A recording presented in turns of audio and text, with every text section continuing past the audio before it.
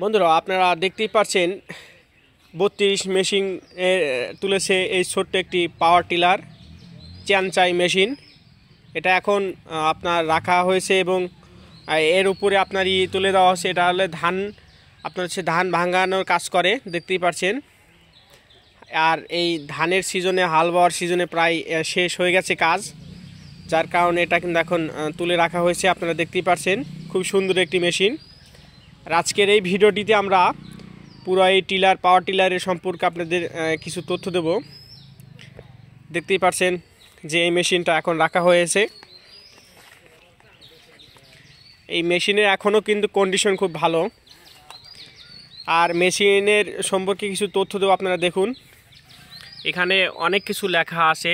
মেশিনটার নাম হচ্ছে চ্যানচাই JS 111 এবং 0 আর ডিজেল ইঞ্জিন।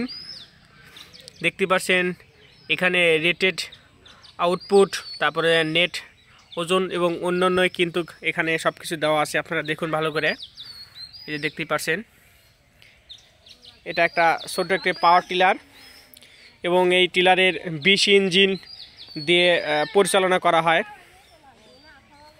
আপনারা দেখুন খুব সুন্দর একটি পাওয়ার টিলার।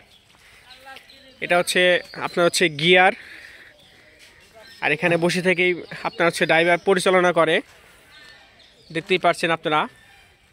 এখন খুব সুন্দর একটা টিলার, যদিও এটি কিছুদিন আগে ব্যবহার করা হয়েছে।